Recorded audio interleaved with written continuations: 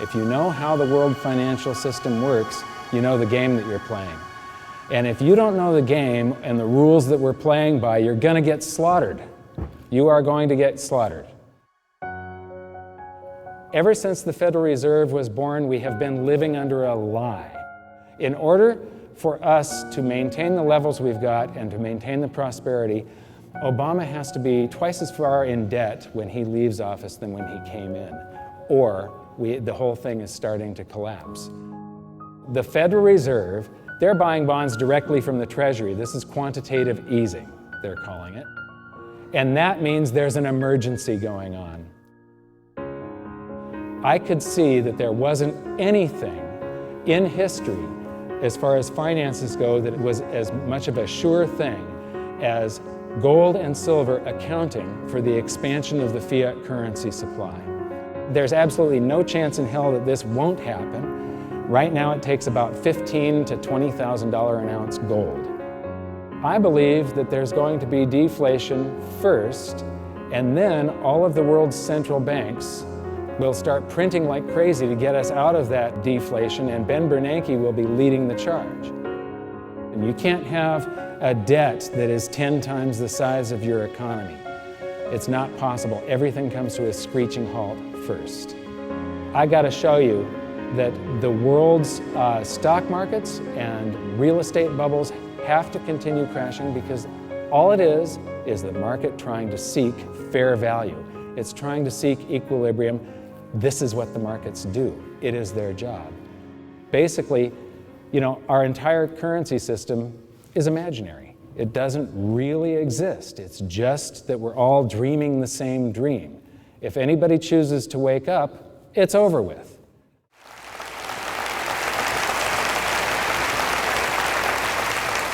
Thank you very much. I'm Mike Maloney, author of the best-selling book on precious metals investing, Guide to Investing in Gold and Silver. It's part of the Rich Dad series that Robert Kiyosaki started.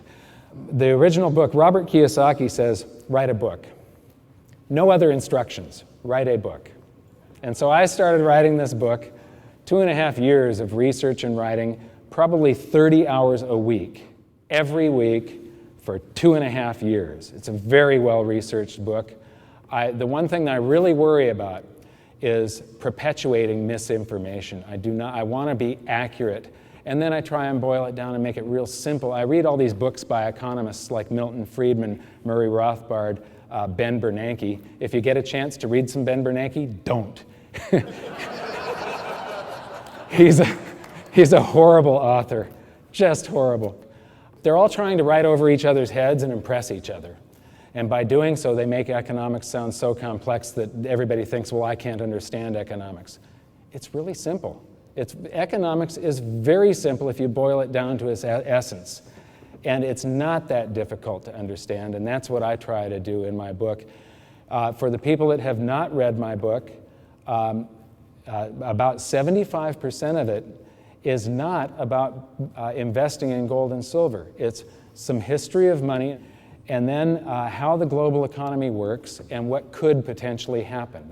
So it's where we came from, where we are today, and what could potentially happen.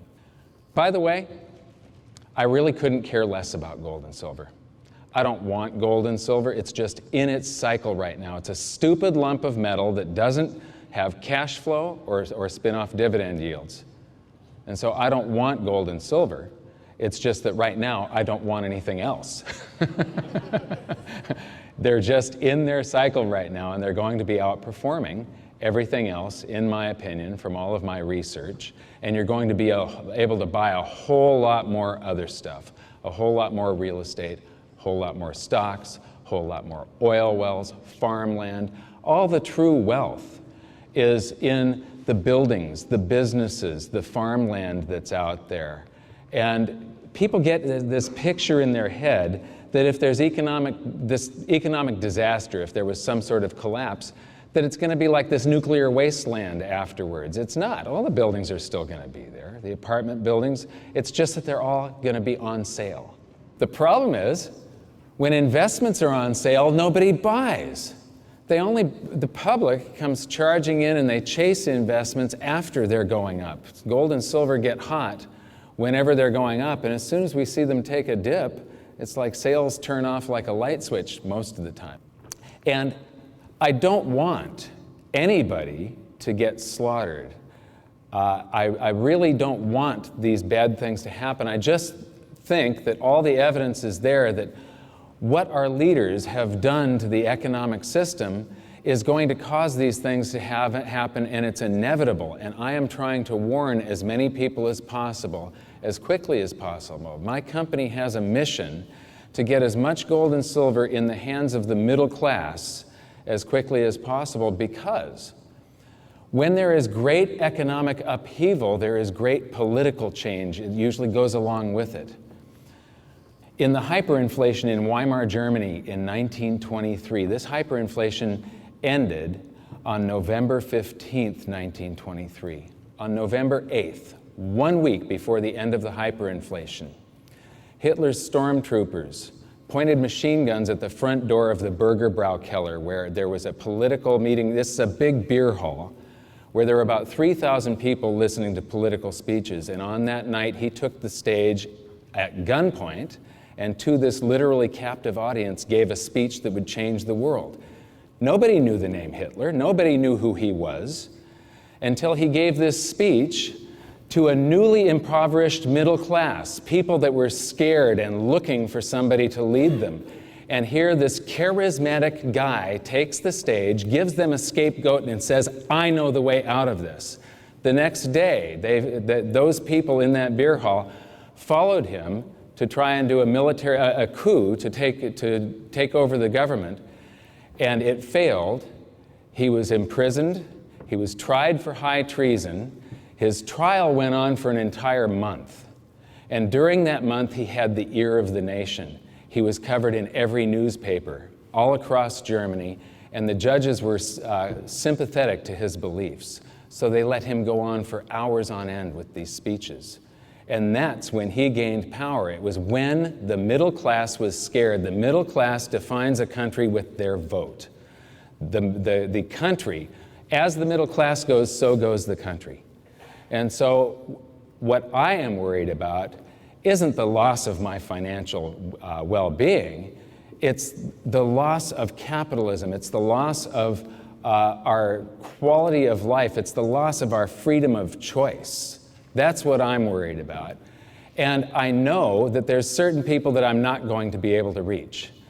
Joe Sixpack, I refer to, the guy that comes out of his beer and football-induced coma at the very end of a bull market and comes charging in and buys at the peak. I can't do anything for him. I'm hoping that I can do something for all of you. These are wealth cycles. If you have two asset classes that are rising, you have, for instance, let's say that this is real estate on the bottom, and on the top here we've got precious metals. Precious metals in this last decade here, precious metals outperformed real estate and stocks, but everything went up. Stocks went up, bonds went up, real estate went up, and so did commodities and precious metals. Is that possible? Can everything go up? Think about it for a minute. You've only got so much stuff in society, and if you've got these three or four asset classes, and everybody rushes toward one, pushing it into a bubble, shouldn't it be drawing currency away from the others? Shouldn't the others be going down? Well, they didn't in the last decade. And what's happening here, if you've got two things that are going up, if you're invested in this one down here, when you go to sell, you can't buy as much of this one. If you're invested in this one, when you sell, you can buy more of this one. They are both rising in price.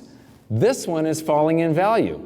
When you sell it, you can't buy as much gold or food or oil. Your house is worth half as much in oil as it was. Oil was $10 a barrel in 1999. So your house measured in oil has crashed. The stock market measured in oil has crashed.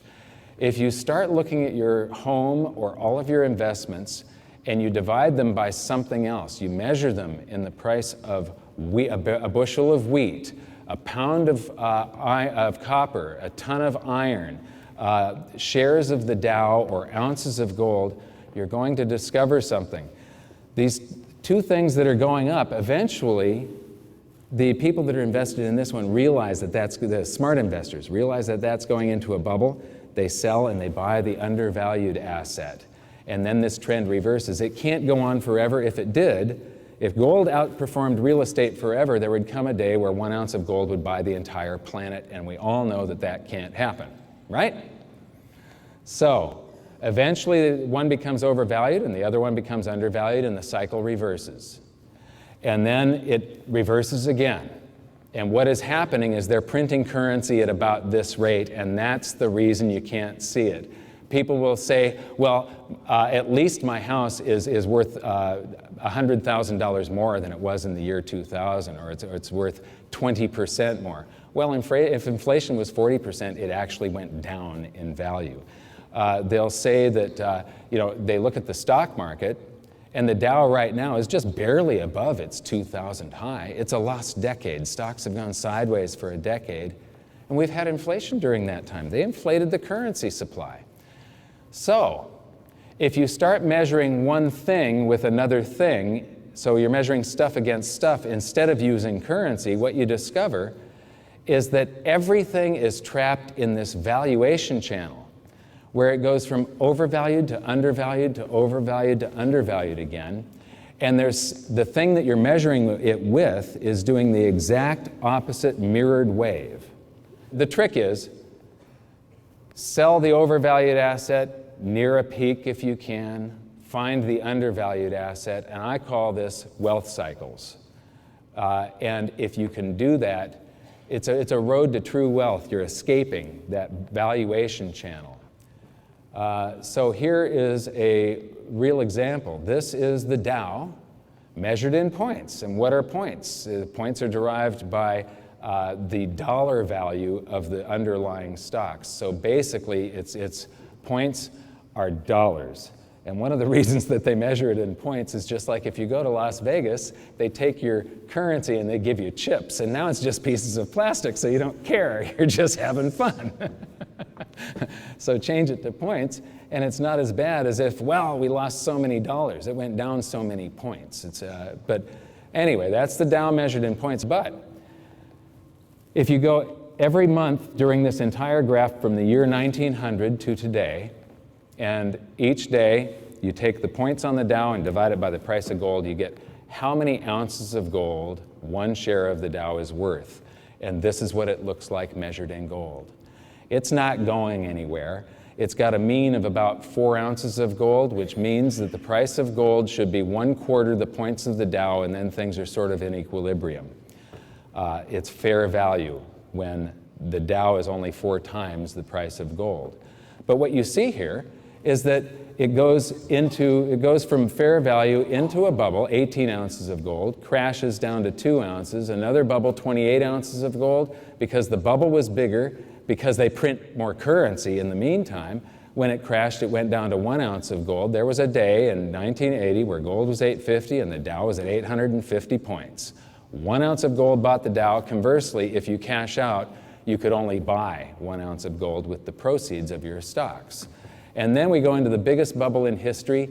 There is no time in history, this point in 1999, 2000, there is no time that gold was as unloved and ignored as in that time period. It was no nation's money. It had gone down for 20 years.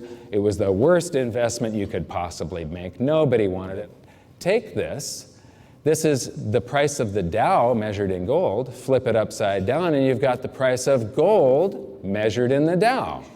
Put these two things together and what you find is that there's a cycle here.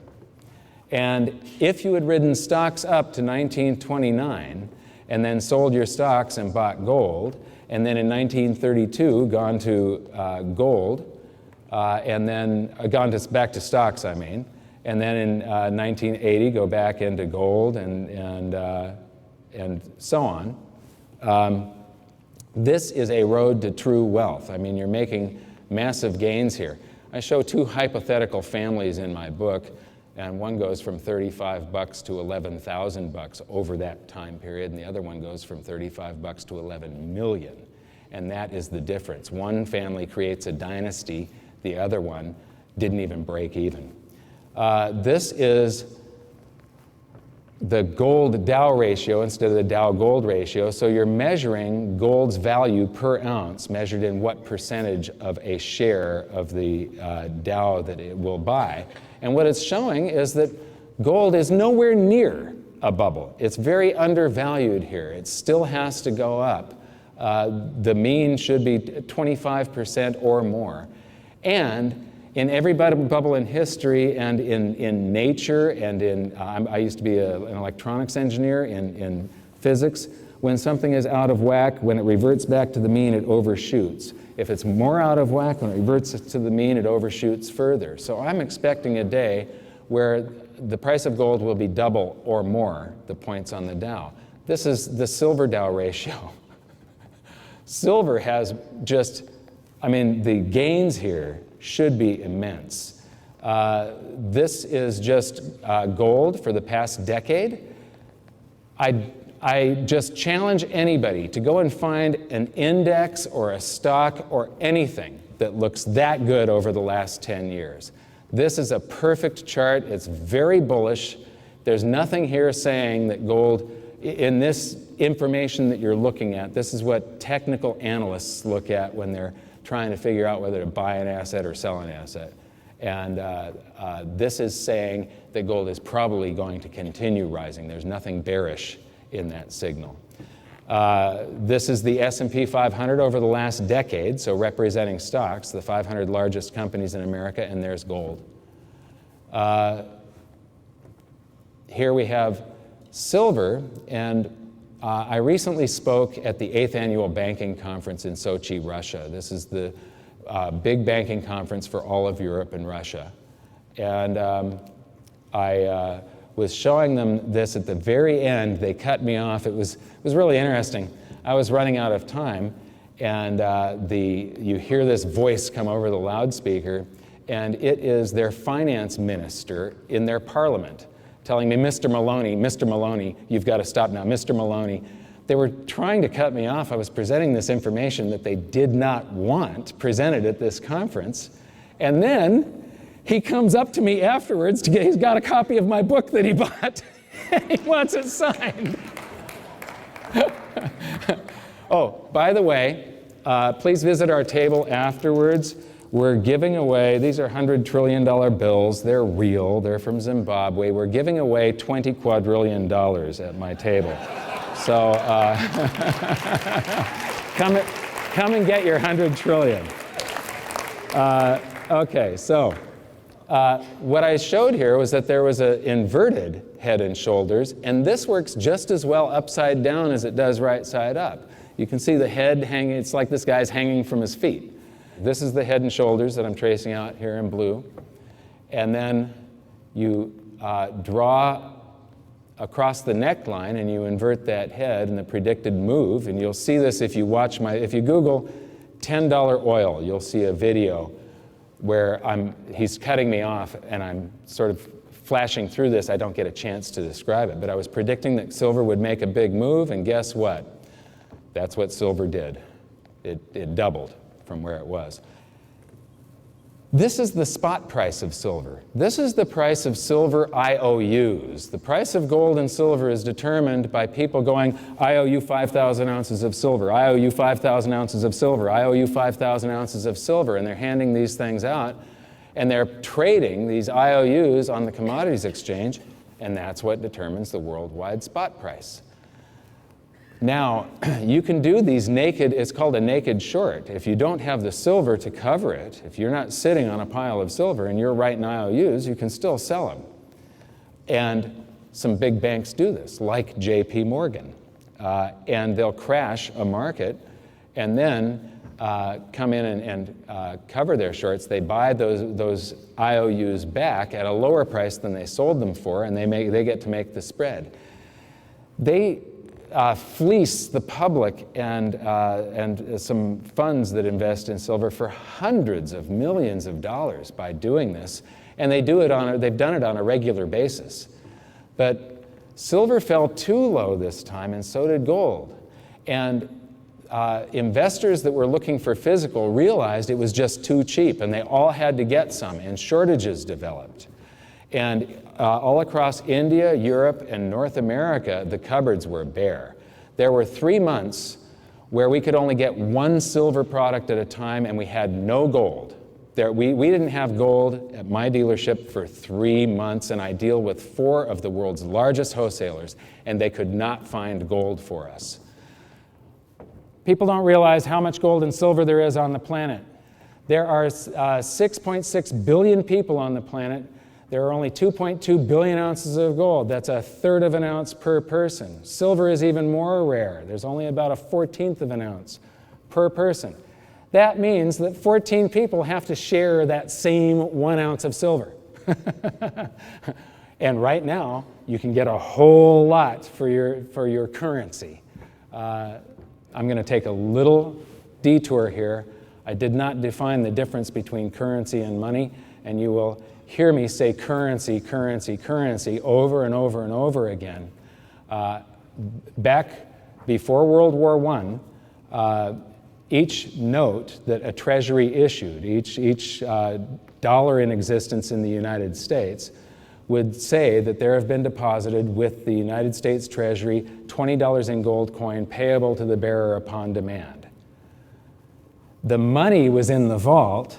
The currency was a note they gave you that was a claim check, only a claim check on the money, the same as if you go to the dry cleaners and you give them your shirt and they give you a claim check for your shirt. The value is that shirt at the dry cleaners, not the piece of paper that says that you own that shirt.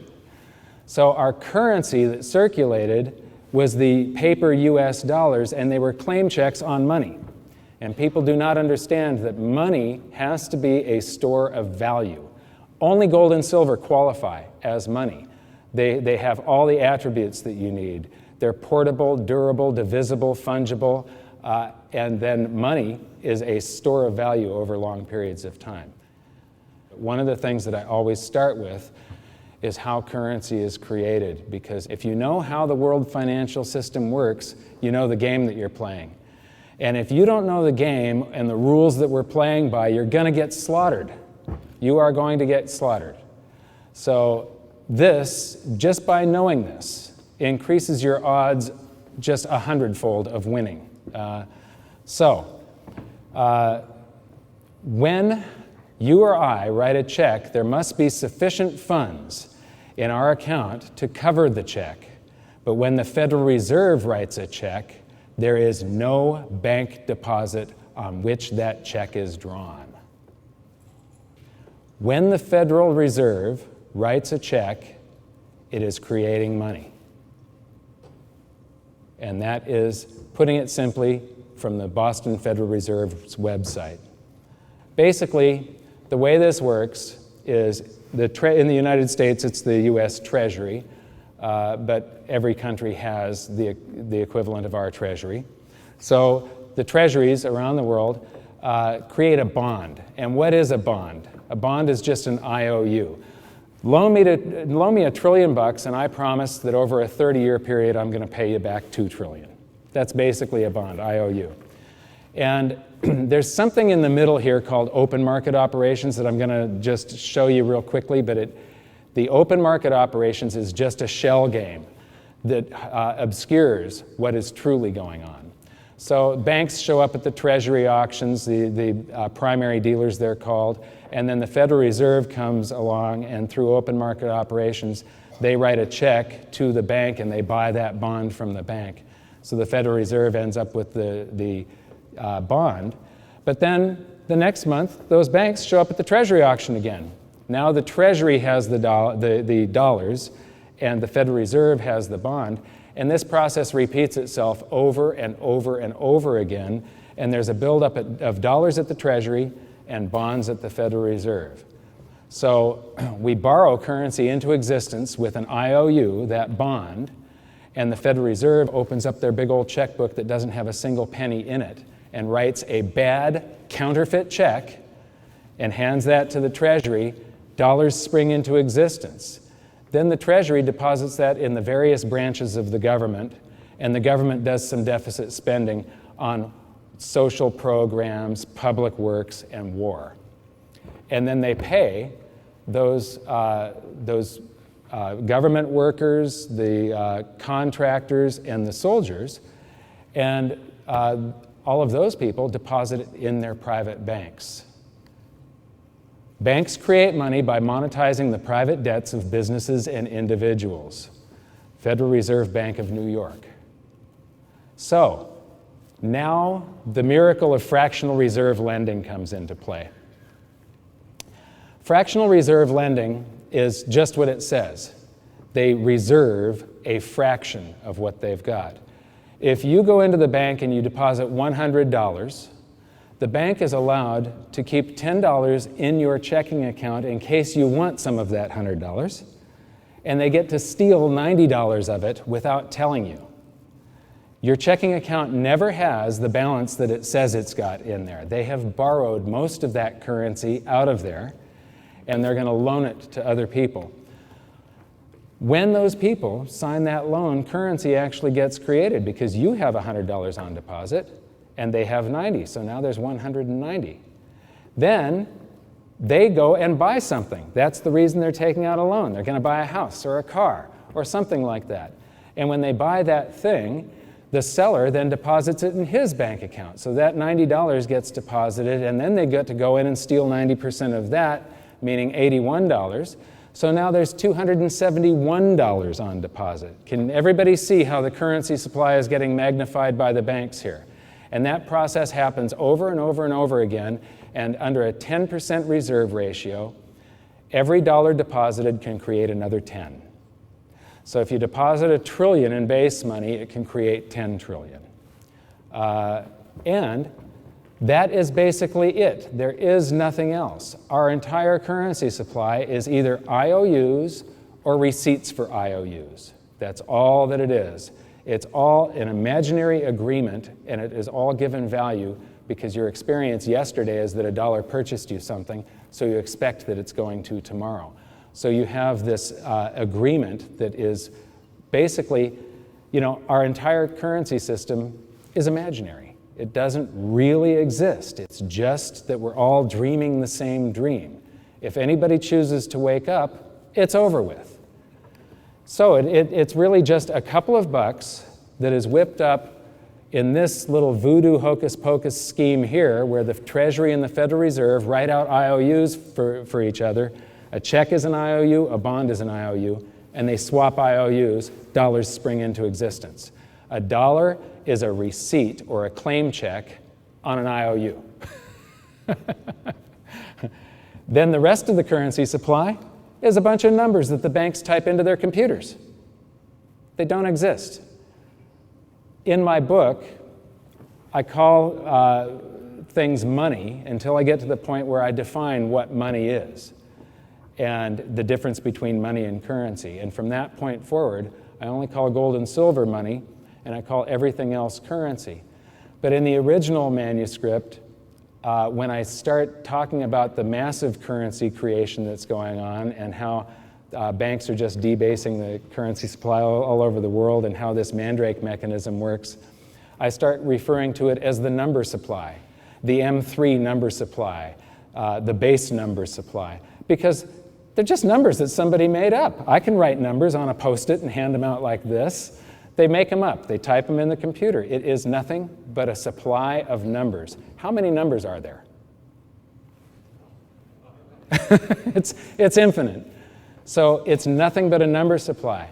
But it becomes real when you work for some of that currency supply, that number supply, and at that point, it now represents your blood, sweat, labor, ideas, and talent. You are what gives the currency supply value. It would have no value without you. And the way that that value is enforced, this is the really cruel joke here, is that you then save up a part of that currency supply so that you can pay tax to the tax collector in the United States, that's called the IRS, so that they can turn that over to the Treasury so the Treasury can pay the principal plus the interest on that bond, which was paid for with a check from nothing. So you can see that, right? Everybody sees how this works. Now, there's another joke. There was interest due on that bond. Let me ask you, if you borrow a dollar into existence, and that's the only dollar that exists on the entire planet, but you promise to pay back $2, where do you get the second dollar? Has anybody got the answer on that one? You have to borrow, well, you borrow it into existence. When people say that they're just printing money, they're wrong. First of all, they're printing currency, but they're borrowing currency into existence. The Fed doesn't just print money. What they do is they indebt us in the future. Every one of these loans that we took out at the bank that created the vast majority of our currency supply, 95% of our currency supply roughly, has been created by the banks. I think actually that's 93% now, and the Federal Reserve created about 7%. But before the financial crisis, the actual physical paper dollars are what the Federal Reserve and the Treasury creates. It's known as base, they call it base money, I call it base currency. And then we create the rest of the currency supply by going to the bank and borrowing for a home or something like that, or buying dinner and signing a credit card. When you sign that credit card receipt, you've expanded the currency supply of the planet.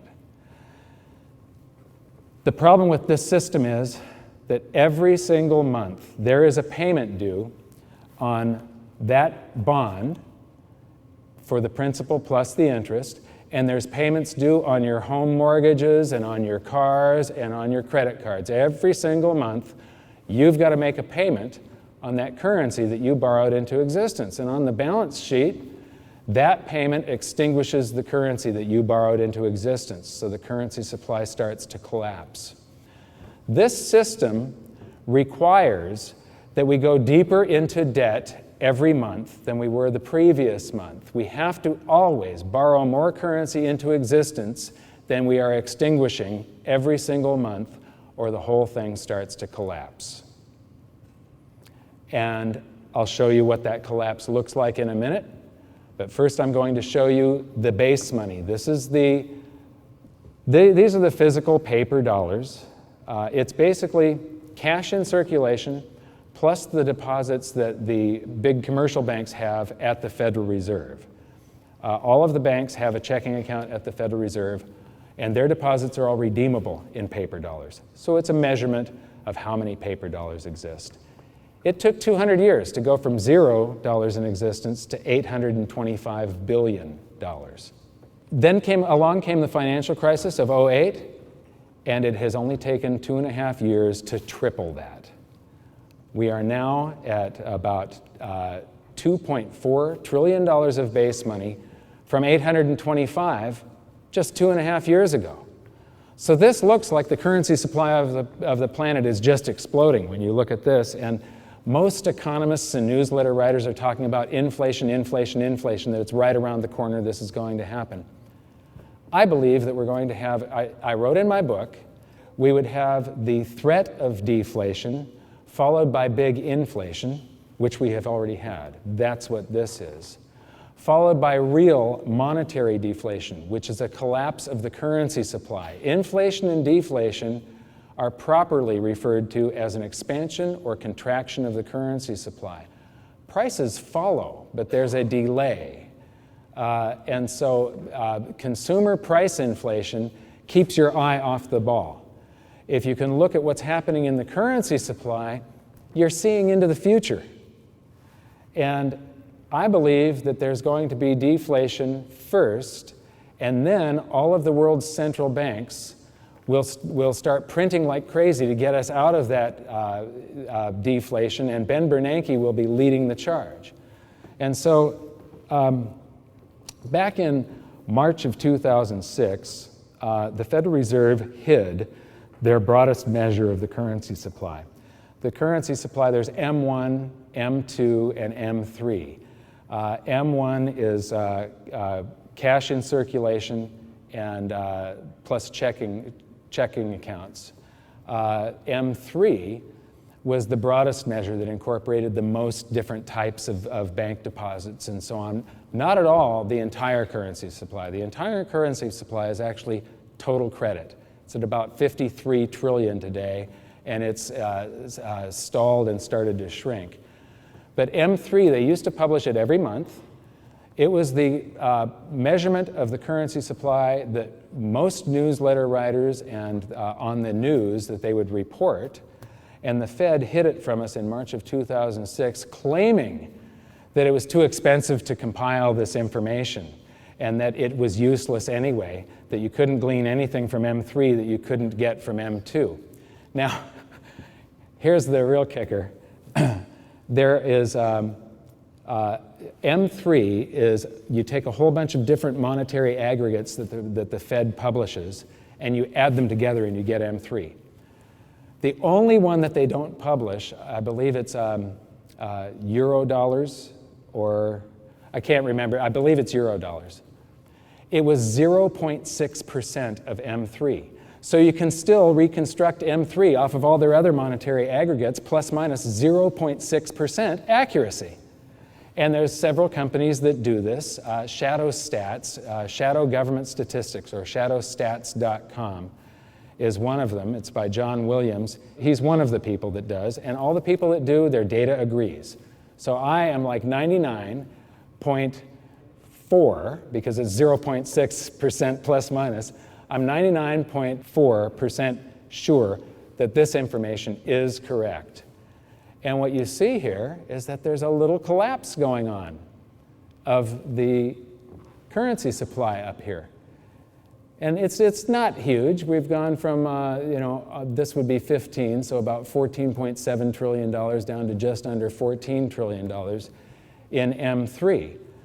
But base currency is a component of M3. That red part on the bottom is part of it. And they've been pushing that up like crazy. Why? Because there's a credit collapse going on right now. When you deduct the base money from the credit-based portion of this of M3, so the portion that we borrow into existence, what happens is it shows this enormous collapse going on. This is M3 minus base money. And there's a $1.7 trillion collapse of the currency supply. It's about 13%. Now, there's no time in history that this has happened. This goes back to 1960, except the beginning of the Great Depression. That was the last time the currency supply contracted, was the beginning of the Great Depression. Usually, there's a time lag between stuff like this happening and the public feeling it. So the Federal Reserve is borrowing currency into existence like crazy, and they're now doing direct purchases of bonds from, they don't even go through that open market operations shell game that keeps you from seeing what's going on. They're buying bonds directly from the Treasury. This is quantitative easing, they're calling it. And that means there's an emergency going on. They're telling us that everything's fine, that, all of their emergency efforts cured everything and the economy is okay. What the hell is this right here? Why in just the past couple of months, this is part of the quantitative easing, why is the currency expanding from 2 trillion to 2.4? If everything was fine, the Federal Reserve would not be doing that. They're scared shitless. That's what's happening. They're doing anything they can to prevent this deflationary collapse that I predicted in my book. I first started buying gold when it was $325 an ounce. Actually, it was $315. 326 for Gold Eagles. That was October 2002. By April 2003, I had discovered silver, and I was all in. I could see, I was reading in 2001 and 2, I was researching what was going on in the global economy every single day. I was addicted to it. And by October of 2002, I started making my commitment. And by April of 2003, I was all in. In 2004, I started speaking on it. In 2005, I incorporated goldsilver.com and became a precious metals dealer and started writing my book, and then it was published in 2008. So I didn't just bet my portfolio on it, I bet my entire life on it. I could see that there wasn't anything in history as far as finances go that was as much of a sure bet, a sure thing, as gold and silver accounting for the expansion of the fiat currency supply. Gold and silver are denominated in this fiat currency, these digital numbers that they type into the computers and paper notes that they just run off of a printing press, and it's all borrowed into existence. Periodically throughout history for the past 2,400 years, they have done this. This is, the lower line is the value of the gold held at the treasury. So it's the number of ounces of gold times the price. The upper line is the currency in circulation, base money. And this is from the year 1918, and here we have the stock market crash in 29, and these are the bank runs of the 30s where people were asking for gold. But they printed too many receipts for gold. If you could go back to before World War I, these two lines would converge. They diverged there, and we created this lie where we were creating all these receipts for gold, these claim checks on gold that didn't exist. When people wanted it, Roosevelt had to make private ownership of gold illegal because there was a run on gold. And in the United States, Americans could not own gold. And then, a year later, they unpegged the dollar from gold, and the dollar's value plummeted so that it went from taking $20 to purchase 1 ounce of gold. It then required $35 to purchase. So they called it changing the price of gold. You can't change the price of gold when you're on a worldwide gold standard, and gold has, it's got a certain intrinsic value. The dollar fell. And so and what's amazing is it accounted for the currency supply.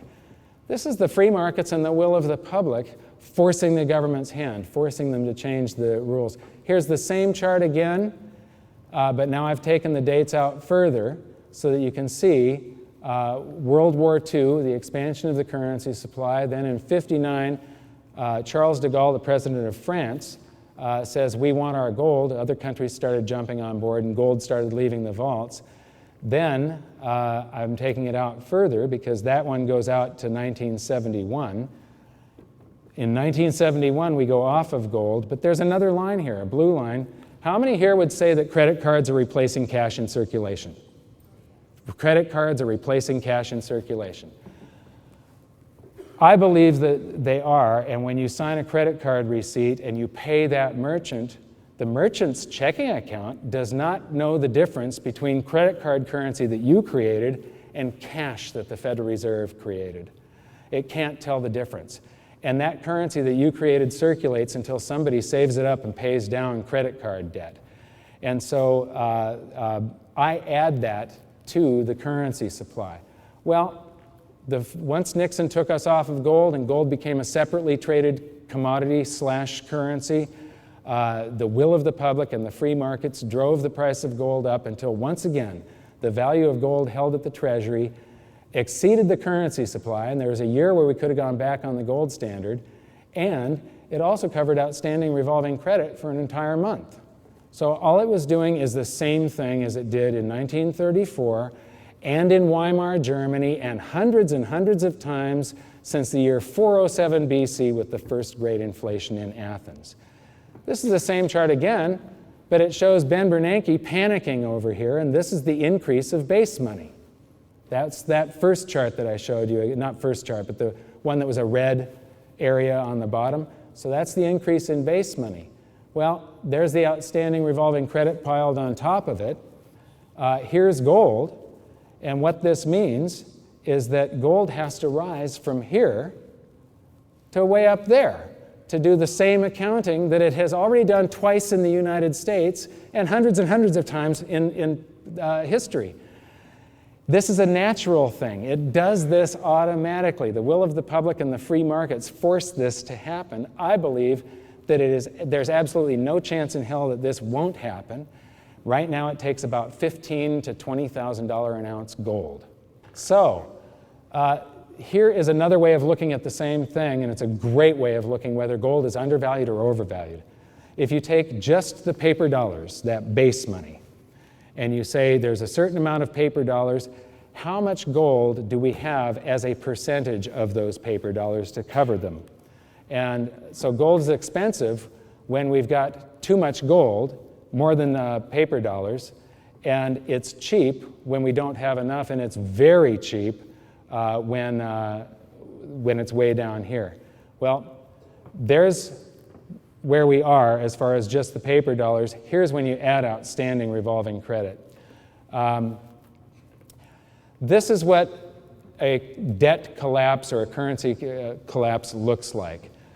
We borrow 2 units of currency into existence here, and to do that, we promise to pay back, like, we're borrowing this currency into existence with a bond. The bond is over here, so you got these 2 units of debt plus interest. So you owe back more than you're borrowing into existence. But then each month, you're going to pay off a small portion of that debt. And so the next month, we go and borrow more into existence, and we keep on paying off that debt every month, and we always have to borrow more into existence than we're paying off. But notice something. Do you notice how the debt is now growing faster? It was only 50% higher, but now it's double. It's 100%. It grows faster than the currency supply. There comes a day where this is unsustainable. If the public gets scared and they stop borrowing currency into existence, and they save up and pay down debt, the whole thing goes into a deflationary collapse. This is what I was predicting, and this is what is happening right now.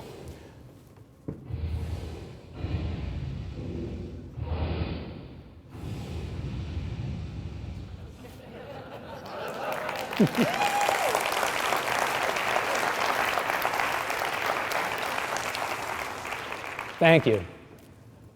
This is how much debt we owe compared to the size of our economy. If you owe 50 cents and your economy is $1, you owe 50% of the size of the economy. If you owe 500 billion and your economy is 1 trillion, you owe 50% the size of your economy. It's the same either way. So what this chart shows is how much debt the United States has, the national debt, compared to the size of its economy. And it goes back to 1792, which was when the original Coinage Act of the United States was created. And there was debt left over from the Revolutionary War. And so that's this debt here at the very beginning of the chart, right there. And what you see is that it never exceeded the 50% level until World War II. This includes the Civil War, World War I and the establishment of the Federal Reserve, the Great Depression.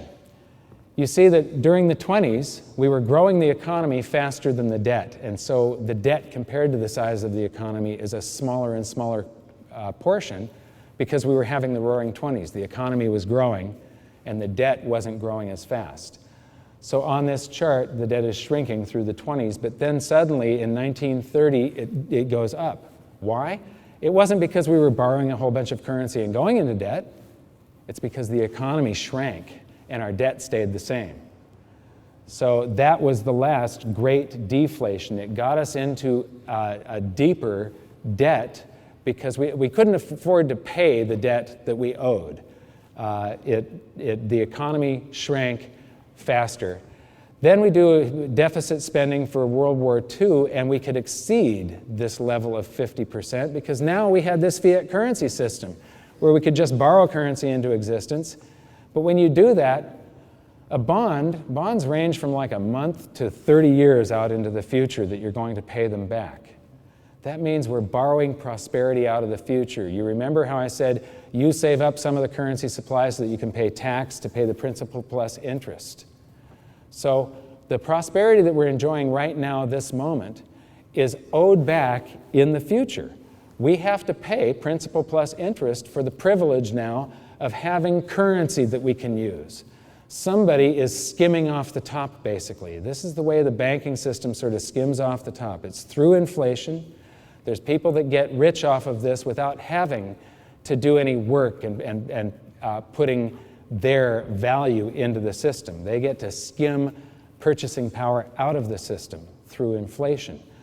But every dollar that we borrow into existence puts us in debt in the future. So we are every year borrowing prosperity out of the future and we spend it today. The average rollover for all the bonds is about 4.5 years.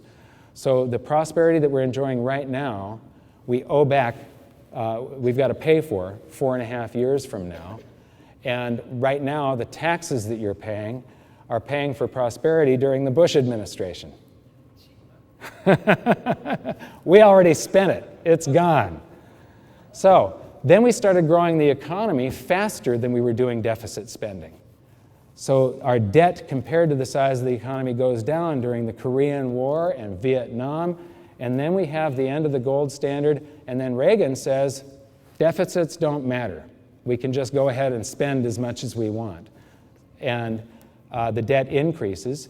Just before this arrow of the financial crisis, there's a little slope where it starts to go down. That's the Clinton era. They say that we had surpluses. It was bullshit. If you look at, I don't look at the government's accounting of whether or not they say we had a surplus or a deficit. What I look at is the national debt. Did it go up? If it went up, it meant we spent more than we had. If it went down, it means we had a surplus. We had excess income above what we're spending. And during the Clinton years, there was never a year where the actual national debt went down. I don't know if the people in the United States, from the United States here, remember when Gore and Bush were running against each other, they were both telling us how they were going to spend all this currency that was flowing in. You know, they were each trying to compete on all the free crap they're going to give us in the future. And, you know, that's how, well, actually, that isn't how Bush won, but that's another story. Anyway, these statistics are from the Congressional Budget Office. This is what our government is going to tell us is going to happen in the future. And it's not pretty. It's completely unsustainable. It is impossible. It cannot happen. You can't have a debt that is 10 times the size of your economy. It's not possible. Everything comes to a screeching halt first. And so something has to change. Right now, I don't know if it got passed or not, but the government, I don't keep up with the news. I consider it all short-term noise. It distracts you from what is really going on. So I'm not sure, did they settle on some sort of budget, and is the government going to keep on running? Does anybody know this? Yes, they did. Did the Republicans that were trying to get this thing passed where it was going to pay down the debt, did they win? It's some sort of compromise. Because, see, it's deflationary. It would cause a financial collapse to try and pay down this debt. You have to go in order for us to maintain the levels we've got and to maintain the prosperity, Obama has to be, we have to be twice as far in debt when he leaves office than when he came in, or the whole thing is starting to collapse. So, more proof that we are going into a deflation first. This is what a dead cat bounce looks like. This is the stock market. So stock rises, it peaks, takes a little dip. A bunch of investors come in thinking that they're scooping up deals, and they start buying, and it rises again, and then the crash continues because when they started buying, it hadn't reached fair value yet. It had just rolled over, taken a little bounce, and the market is still looking for fair value. So there's the dead cat, and it bounces. There's the NASDAQ. So that's what a dead cat bounce looks like. The initial crash on the NASDAQ was 38%. The total crash was 78%. This is the Dow in the 1929 crash, and a dead cat bounce. The initial portion of the crash was 48%, and the total crash was 90%. So in the first example, it was 38%, 78%, 48%, 90%. So if the initial crash is larger, the rest of the crash is going to be larger.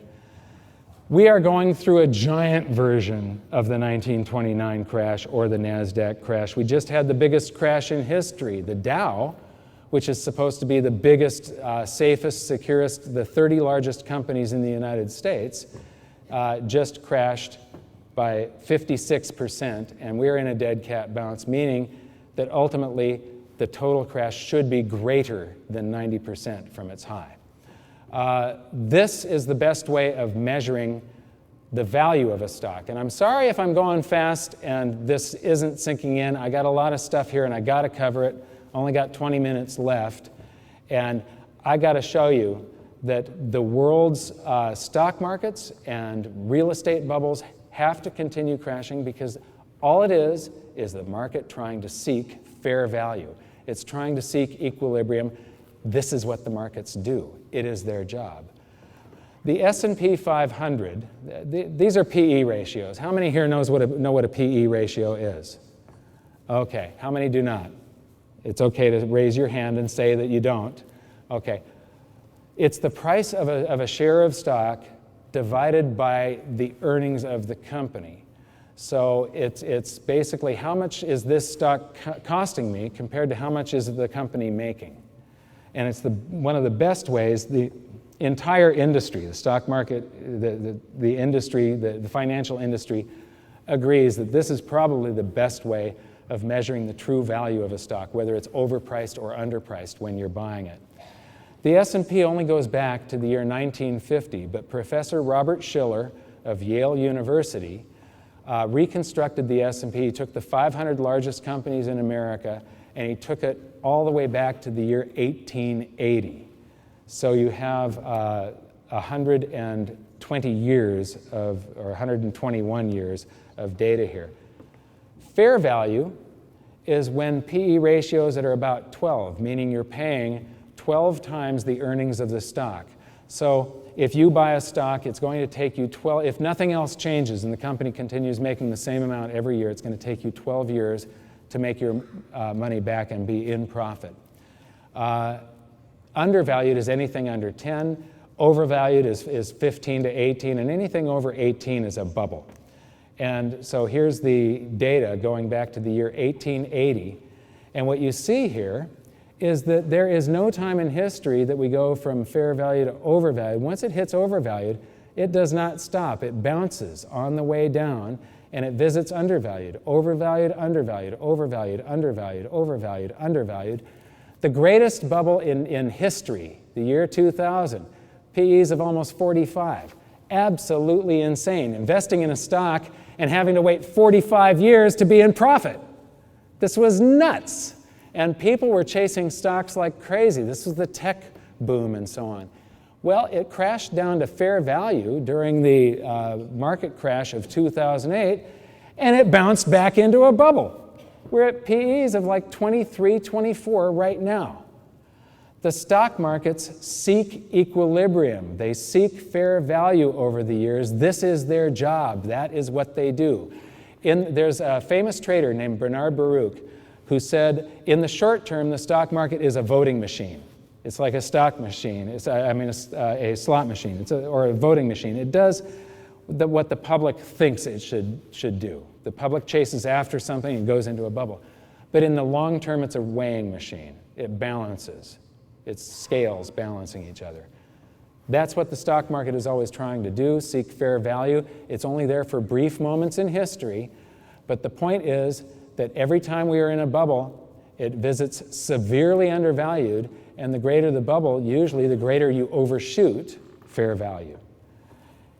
This is the second best way of measuring a stock's value, and dividend yield. If you buy a stock for $1 and that company pays you 6 cents every year into your brokerage account, you're getting a 6% yield. I have inverted this chart because the higher the yield, the more undervalued a stock is. The lower the yield, the more overvalued it is.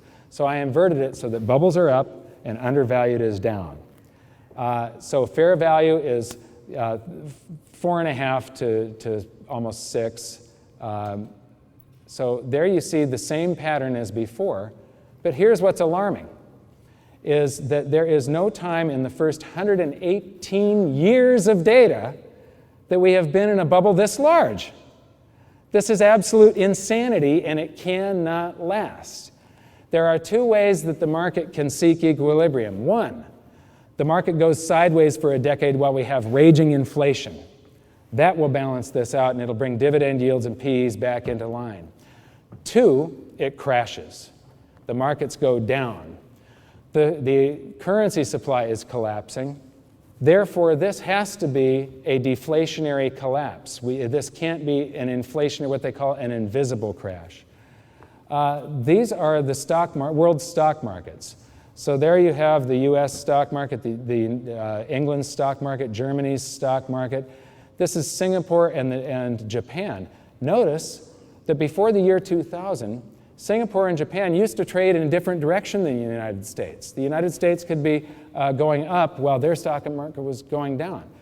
That before the year 2000, all the markets of all the major economies trade in the same direction at the same time. Here is Brazil, and here is Russia.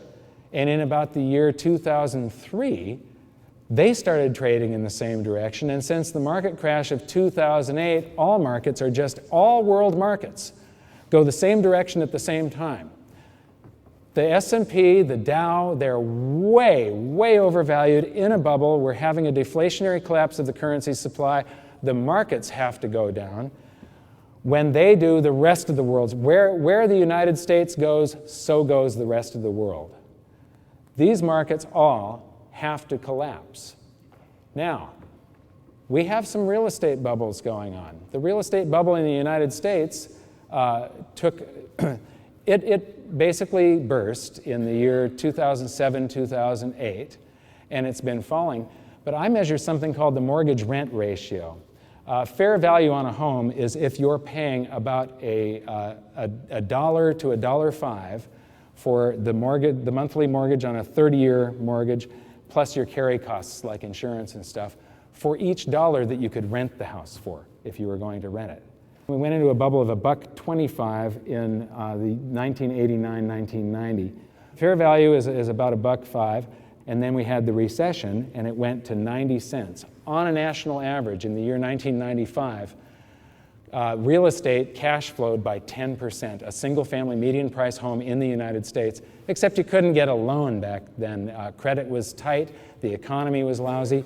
Then we went into this real estate bubble that was the greatest bubble in world history, where people were paying $1.85, $1.90, almost $2 for each dollar that they could rent the house for. And then that bubble popped, and it came back down not to fair value, but to $1.25 and bounced. So it came back down to the height of the previous bubble. It bounced, and we are right now at $1.25. So valuations on real estate are still as high as they were in the bubble in 1989. They have to come down, or rents have to go up. This is all deflationary, which means that rents aren't going to go up, real estate is going to come down. All of this travels together, like I said. Now, when the world stock markets crash, does anybody know about the bubbles that are going on, the real estate bubbles that are going on in the rest of the world? How many here are watching the videos that we produce each week on YouTube and so on? Okay, do you enjoy those videos? Yes, good. Are they informative? Do we try and sell you anything? No. All we do is we educate. And so here is a video that we made in Las Vegas. This is our driver. Very well-informed man, very educated. He was very informed on world finance, the stock markets, real estate. He really knew what was going on in Las Vegas, and behind him there is a big casino project. I can't remember the name of this one. There's the Venetian in the background, and there's a building going up in front of it. This is the casino project that they were developing, and that's another shot of it. And see that tall building behind it? That's a hotel called the Fontainebleau. If you go to the other side of the Fontainebleau, what you notice is that there's a bunch of windows that are boarded over. This thing is skinned on the outside. It's not finished on the inside. They've got $1.5 billion into it, and they're looking for another $3 billion to finish this thing. And this stuff is all over Las Vegas. It's not just in Las Vegas, it's all over the world. This is in Moscow. This is a development called Moscow City Center. There's the project, and you can't read this unless you read Russian. But all of these beautiful buildings here, there's 9 buildings. One of them was completely in the framing stage. Another one was halfway completed. Of the others, there are 2 that are occupied and one that is 1/3 occupied. The rest are just skinned over, and they're not completed on the inside. The project is at a standstill, and then in front of this project, there's this giant hole in the ground, and this is where the centerpiece was supposed to be. This was Russia's bragging rights. This was going to be the tallest building in Europe, Federation Tower, and it's a hole in the ground, and it'll remain a hole in the ground. That will never be finished. Does anybody know what the Singapore Flyer is? I've only got 10 minutes, and I'm not going to be able to finish this thing. It's a big Ferris wheel in Singapore. It's one of the tallest in the world, if not the tallest. I think it is the tallest. And here I am looking at their real estate bubble, and if you notice, there's cranes on top of all these buildings here. There's cranes everywhere. Look at all those buildings being built. All bubbles burst. We are in a worldwide credit bubble. When these markets roll over, the giant real estate bubbles that were going up and then took a little breath when our markets crashed, their bubbles kept on going after pausing when our real estate bubble popped and started reverting back to fair value. The markets are just trying to seek fair value. That's all they're doing. But people and the world's central banks go, oh my God, every time there's a little crash, we got to do something about it. It doesn't feel good to be in a recession, so they try and pump everything up, but they don't realize that they're just making everything worse later. Everything they do is going to come back to haunt them as more inflation eventually, or, this deflation I'm talking about is the expansion of credit contracting. Here's another thing that is going on that is going to mean that this decade is different than anything else that you have known. People don't realize that every 30 to 40 years, the world has an entirely new monetary system. It changes every 30 to 40 years. In 1873, Germany started the classical gold standard, and by 1900, pretty much every developed country on the planet was on this standard, where every note in circulation that was put out by their treasury was backed by an equivalent amount of gold. So it was 100% backing. Then World War I happened. All the combatants in Europe went off of the classical gold standard and started printing. And between the wars, we had something called the gold exchange standard, where it was a mixture of debt and gold backing the currency. Then that was a very poorly constructed man-made system, and anything man-made cannot last. So basically they were, the Federal Reserve, under the Federal Reserve Act, there was a 40% reserve ratio, and they were allowed to put a $50 bill into circulation for each $20 worth of gold that they had backing the $50. So they're putting claim checks on gold in excess of the amount of gold that they actually had. Ever since the Federal Reserve was born, we have been living under a lie. And if people say that we've got free markets in the United States, they are wrong. You cannot have free markets without free market money. Your currency is 50% of every transaction. All of the transactions are the free market. If there's a small group of men deciding what currency is and how much the cost of currency is going to be, the interest rate, that isn't a free market. We do not have free markets. We haven't had since the year 1913. Then we have something called the Bretton Woods system. The classical gold standard broke down. The Bretton Woods system was from 1944, where all of the world's currencies would be backed by the US dollar at $35 an ounce, and foreign central banks only could exchange those dollars for gold at the New York Fed for $35 per ounce. So all the world's currencies were pegged to gold, but through the US dollar.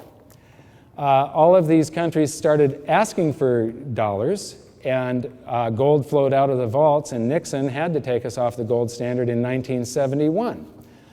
So you've got 30 to 40 years, 30 years, 28 years, 39 years plus. What's next?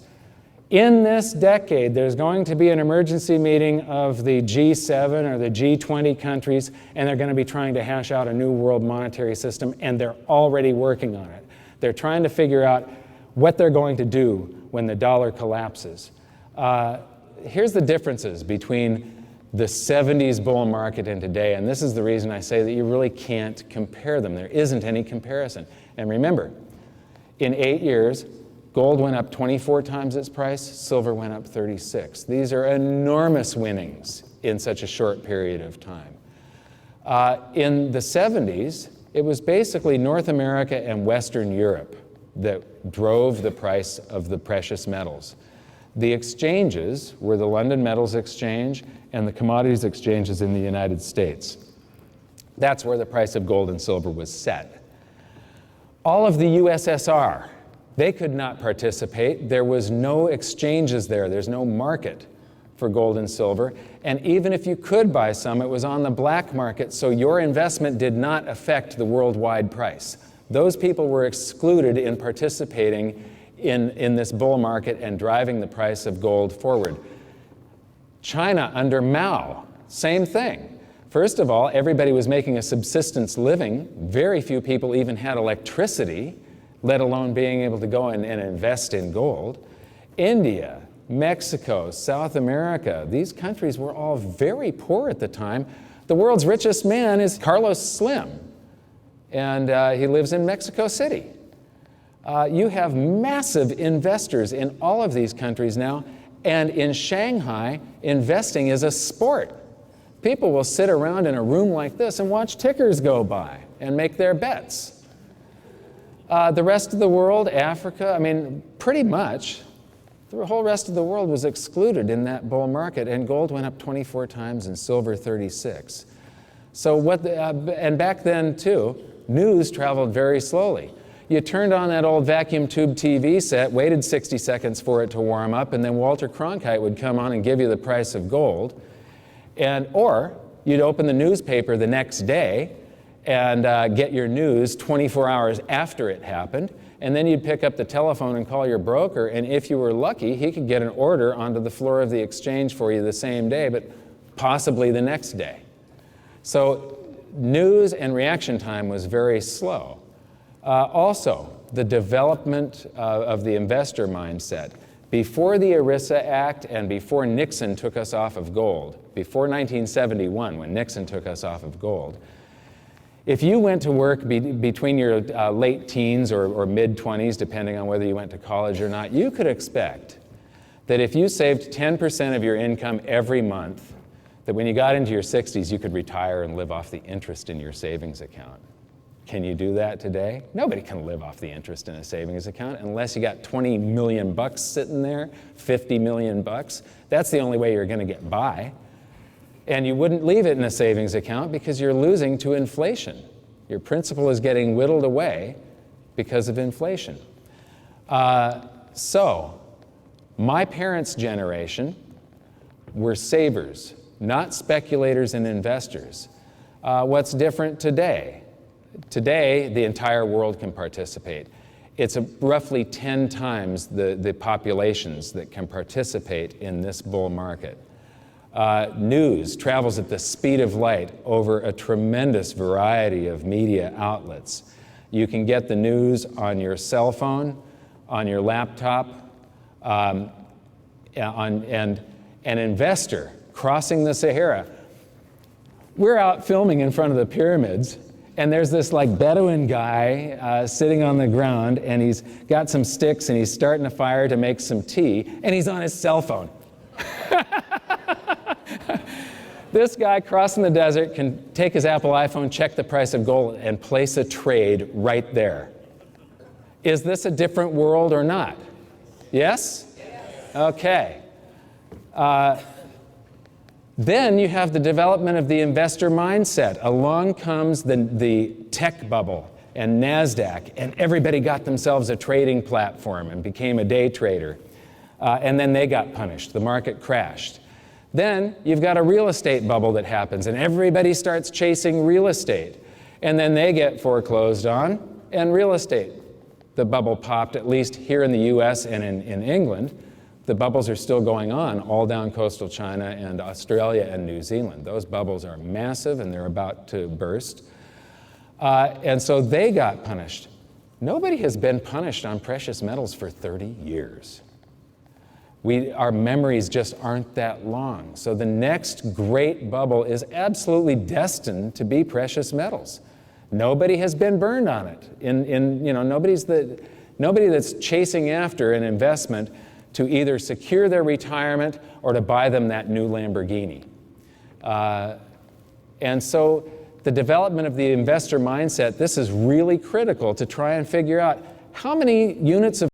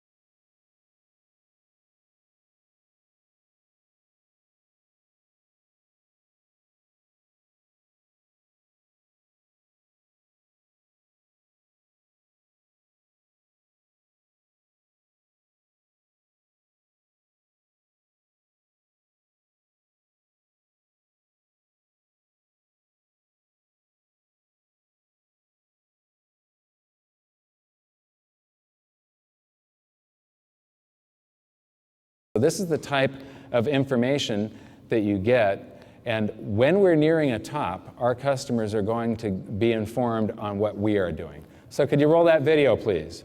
And what you see is that when you're coming off of a bubble, when it's overvalued, it has never in 130 years just gone back to fair value and gone back up into a bubble. It always continues on its way down in a bear market until it goes to severely undervalued, and then a new bull market starts again and they start rising. Well, we are in a bubble. It has to seek equilibrium. It's probably going to blow right past it and go to severely undervalued, just like it has every time for the past 130 years. So real estate and stocks are doing this at the same time while we are in a bull market for precious metals and there is a problem with currencies. So we are going to be measuring all these things very carefully and then using some confirming indicators that should flash to us when to get ready to sell, and we're going to be letting you know. So thanks a lot, and I hope you had some great holidays. I'll see you later.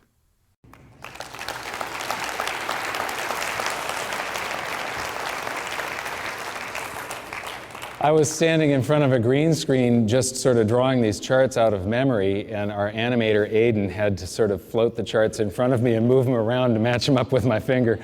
But that is what you get as a customer. It's on the YouTube channel Why Gold and Silver. So if you do a search for Sell Silver Mike Maloney, because it's when to sell your gold and silver, but Sell Silver Mike Maloney, you'll get that video in its entirety, and there are dozens of videos on Why Gold and Silver, Gold Mike Maloney, and Wealth Cycles. So those are the 3 YouTube channels that you can go to, and each one of them has a few dozen videos on it. This is the gold panic in 1948 in Shanghai. If you wait until the last minute, I'm not very good at swearing. Robert Kiyosaki is great at it, so I usually don't swear much on stage. But if you wait until the last minute, you are shit out of luck, up shit creek without a paddle in a barbed wire canoe, fucked.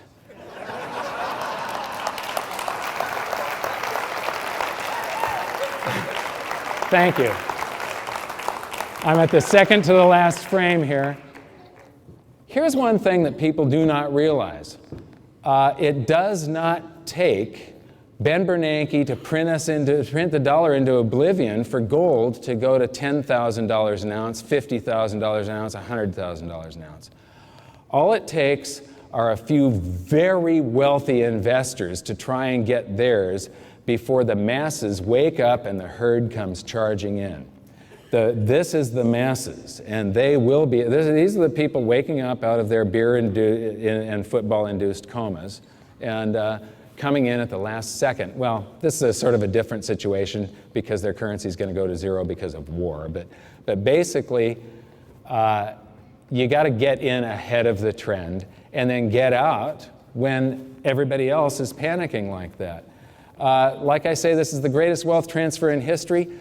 But you have no idea of the scale until you think, if we do have a change in our monetary system, and if we have to go back to some sort of asset-backed currency, that means that the people that are holding non-asset-backed currencies, which is all the currencies on the planet today, their wealth is transferred to the holders of precious metals. This is the greatest wealth transfer in history, therefore it's the greatest opportunity in history. By the way, is Stephanie Ring here? Stephanie, stand up for just a second. Stephanie's grandfather's sister was a secretary during the Roaring '20s and through the stock market crash, and then in the depths of the Great Depression, she started buying stock when everybody else was selling and when stocks were like the poison investment that you did not want to get involved in. Stephanie's grandfather's sister started buying these stocks. She is an example of wealth cycles. She rode these stocks up, and I don't know exactly when she did it, but she must have had sort of an innate sense that the stocks were overvalued, and she sold the stocks and she bought real estate. If you go to the French Embassy in Washington, D.C., that was her hotel. Thank you, Stephanie. So, thank you very much. And we'll see you out in the lobby where you can get free $100 trillion from us. Thanks.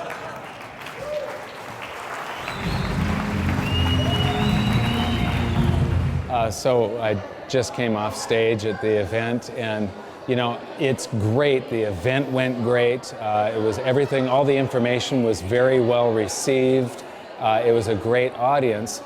But you know, even though it is so rewarding to talk to people live and hear their reaction, still reaching a few hundred or a few thousand people at a time is not good enough anymore. We are really in an emergency, and we need to start reaching millions of people at a time, and that's you know, why I'm trying to go more video-oriented than traveling around the planet like I have been, country by country, telling 400 to 4,000 people at a time. You know, hopefully, I'm hoping that I don't have to make any more personal appearances, and that I can just produce videos, write books, and get the information out there as fast as possible and reach millions instead of thousands. Well, we've been working on a documentary, and we have been around the world. Taiwan, Singapore, Australia, New Zealand, Colombia, Peru, Ecuador, London, St. Petersburg, Russia, Moscow, Germany, Rome, Paris, Athens, Greece, and we shot in front of the pyramids in Egypt. It's been a spectacular trip trying to put together this documentary, and I think that it's going to be really enjoyable for people and highly educational. Yeah, no chance in hell that it's going to happen. As far as a one world currency that everybody is going to use. But what you see here is that in the XAU, since the early 80s, on the average, gold and silver outperform the stocks on the average. So you got to act, you got to get started. That's why. Yeah, the free market's always overwhelm manipulations. It's a doomed plan. Eventually, it will fail. Yeah. But you know, you got to position yourself accordingly. You know, you got to be ready. You can't wait, because you can see 200, 300, 400 point gap days for gold. So basically, you know, one thing you find out is all fiat currencies eventually fall to their intrinsic value, which, because they've ruined it by putting ink on it, is the amount of energy you can extract from it, the amount of BTUs from combustion when you burn it. And you saw that during the Weimar hyperinflation. People used the currency as fuel to heat their house. Currencies have been backed by oil, by gold and silver, by land. As soon as you remove something that you can't, something that puts financial constraint on them, where you can't just print as much of it as you want, the currency is pretty much doomed. It's beyond astonishing. And if it wasn't for the horrific effects, it would be more ludicrous. It would be actually comical that we could stand up and have some fun with it. But it is actually horrific. When you look back in history for the last 3,000 years, every episode of this kind of silly crap ended very, very badly.